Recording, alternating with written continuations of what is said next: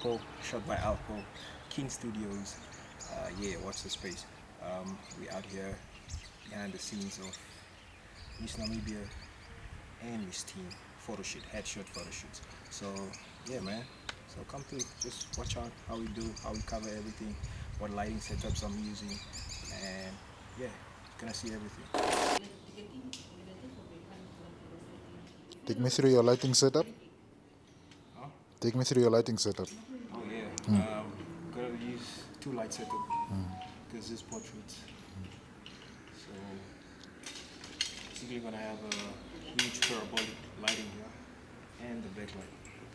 So let me just show you.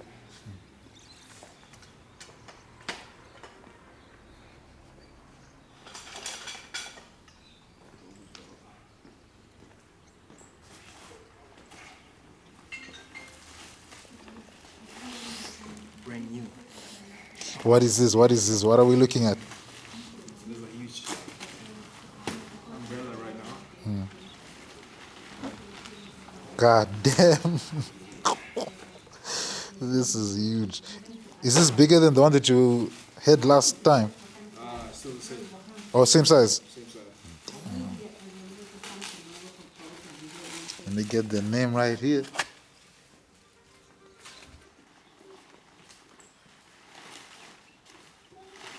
And what's the importance of having that? Basically, this is diffuses the light, makes it softer. So the bigger the diffuser, the softer the light. So we don't want any harsh light. So we're going with a soft light. That's why we have these huge diffusers. The star of the show is here. Thank you for waiting. How are you? She's late. I'm late. I'm usually never late, but I'm late. Can we help with anything? So it's gonna be the main light, AD 600 BM. So this is the main light. It's the one I'm using in the main diffuser.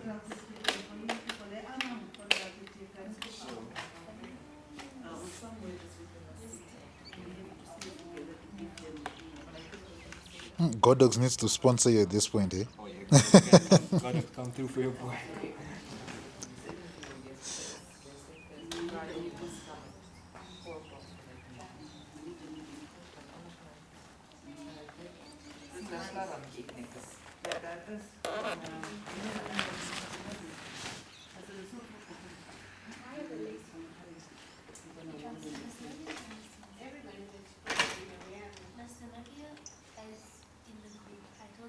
Yeah,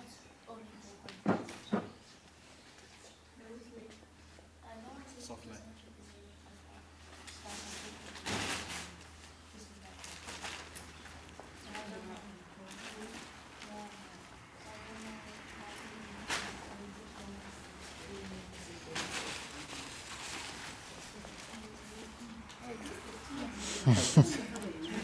Start over again.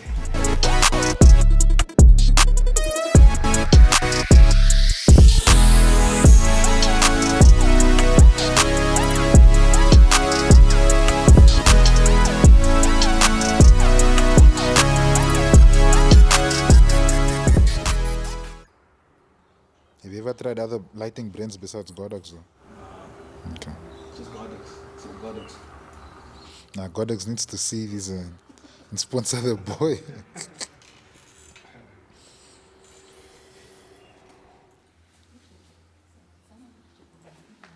And now what is this one for? Just to light up the background to make it more white. Just to pop the white. That means you have four. It means you have four lights. Now this one doesn't affect anything. Oh, It's okay. for the video, just for you to see. Yeah, yeah, nice. So, and take us through your camera setup. I'll be using the Fujifilm X-H2. I'm a Fuji guy, so you know. And I'm having the 85 1.8. This is good for portraits. So basically, this is all I need. So, what's one single piece of advice would you give yourself if you had to go back to the young boy who was just starting out in photography? What would you tell him to?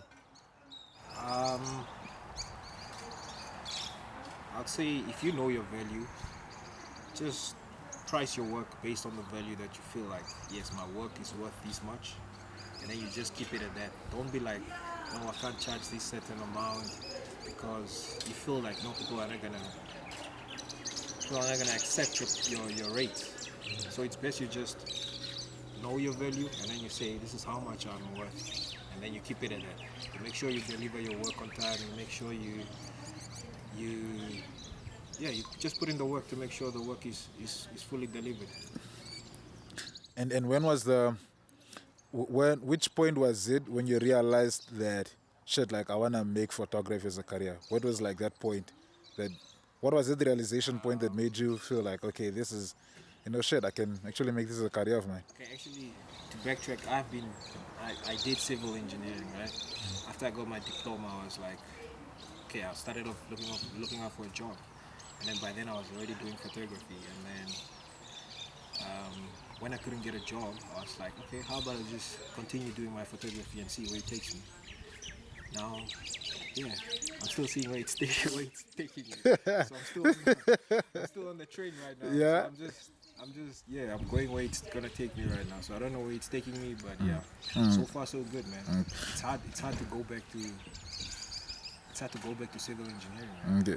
But if you're offered a job in civil engineering, will you take it though? Okay. What do you have? Even if they are paying me, yeah, whatever. Yeah. They must pay me 100K a month. Nice one. And also, you gotta make sure that you deliver work fast, because we as photographers, we basically make our money based on how many clients we can get on a certain day or week or month. So the more clients you shoot, the more money you make. So if you're taking time to deliver while you're editing, more clients, you're losing out on clients.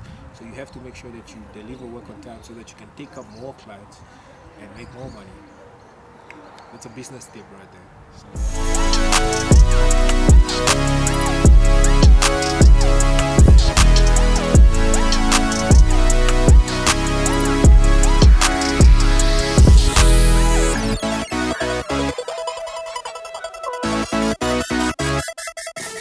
How do you, and I think this is also just now also personally for me, right? Because like you're at a point of where I can easily go onto Instagram. I don't need to see the credits, but I know this picture was taken by you.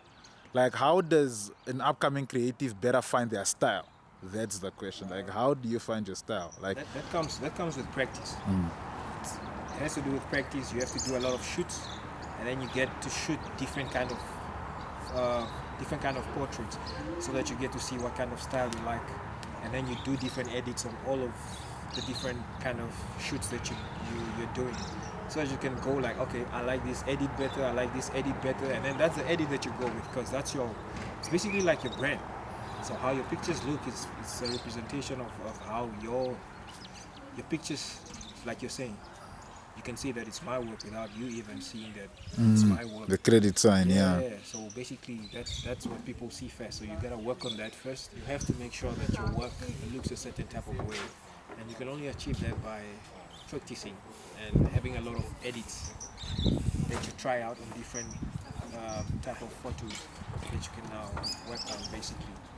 So yeah, you just have to make sure you do a lot of shoots, do a lot of edits, and then you go with what you like. Sometimes we critique ourselves. Sometimes we're like, this is not a nice edit. Let me use this rather. Sometimes not all my photos are like, I myself criticize my photos. Like, I don't think I did well here. But I still just put it out there because I know someone might like it, or someone might like that kind of style of editing. So editing is quite hard, man. That's the hardest part of it all. And another thing is, sometimes you send an edit to a client, and then you're like, I feel like this is the shittiest edit ever. And then the client is like, wow, thank you so much, I love the edit, this is the best, you are the best. And you're just like, if only they knew. But yeah, man, that's the game. That's how it is. Okay, so it's just basically about like, putting in the reps. Yeah, putting in the reps, yeah. Putting in the reps, you gotta put in reps, man. You gotta put in reps in everything, man. I mean, Yeah. So you're putting on the reps in here, yeah. Putting the reps and everything. Yeah. Repetitions. That's what it's all about.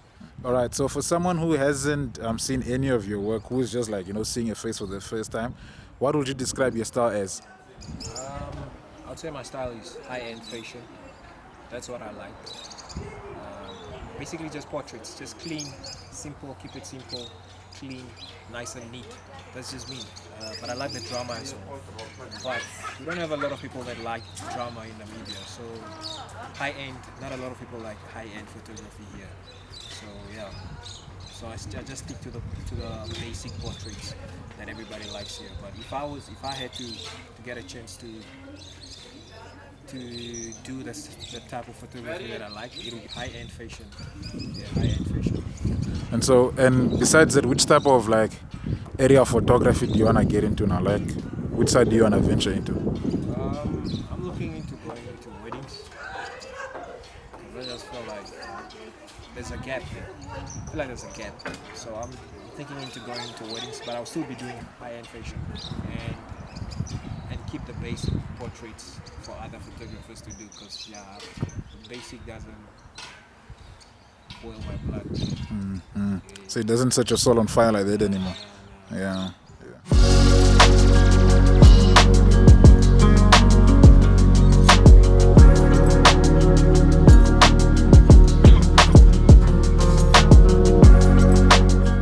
Especially like for the creative shoots, right? Where does some of the inspiration come from? Like, what is your source of inspiration? Some people say Pinterest. What will be yours? Mine will be Lindsay. I think it's Lindsay Adler. She's a portrait photographer as well and fashion photographer. I look up to her because I like her style. So it's a lot of shoots, basically, and other photographers. It's just a matter of looking around and seeing what you like, because there's a lot of things out there that it's a lot of photographers shooting. So it's just a matter of getting to see what kind of style you like. And yeah, I'll say Lindsay Adler. That's my. Where is she based? She's based in the US. Okay. Yeah, if I get a chance to go to the US, I'll definitely go because there's plenty more high-end fashion than here. Yeah. So yeah, I'll go wherever there's high-end fashion. Yeah. And the money is sweet that side, so. Yeah. Very, very sweet. All right, so like, I have another question for you, right? So, from your opinion, what do you think as a collective, as creatives in Namibia, what do you think can we do better so that we can, elevate the industry? Because as creatives, I think like we're on our own, man. Like it's a small industry, so like, what do you think we can do better? I feel like we need to do more collaborations, just so people see our work out there, because it's a lot of people that are just behind doors doing their own thing. They don't want to partner up with other people. As creatives, we can only go further if we collaborate, really, because otherwise we're not going anywhere. And we're just gonna keep having this kind of industry where everyone is doing their own thing, and that's not really gonna take us further as creators. So yeah.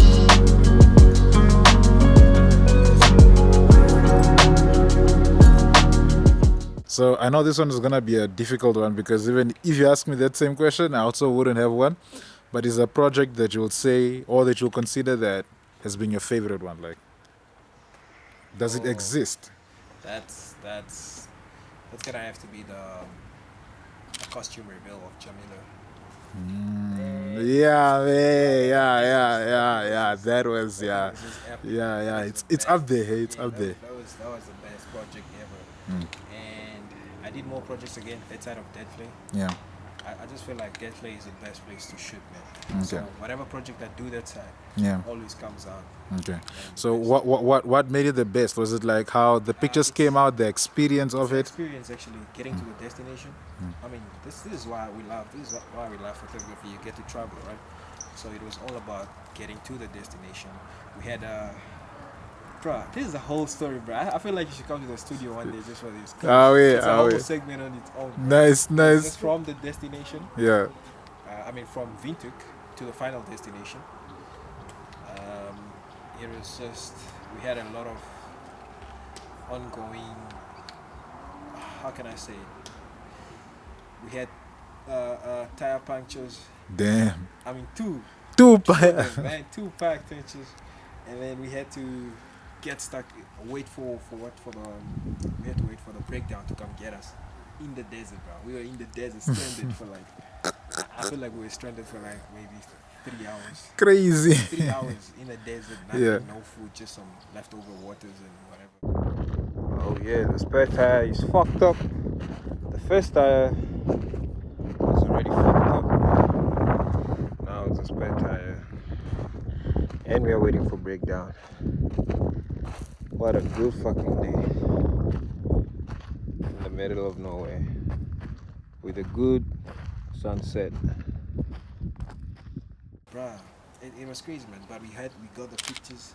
I feel like we were supposed to be there to document that. It would have been a movie. Maybe, yeah. So I It would feel have been a like movie. from now on, I'm gonna be documenting everything that I'm doing because I feel like people they need to see what goes on behind the scene. Because man, sometimes we go through a lot, and yeah, that's why we love this, man. Nice.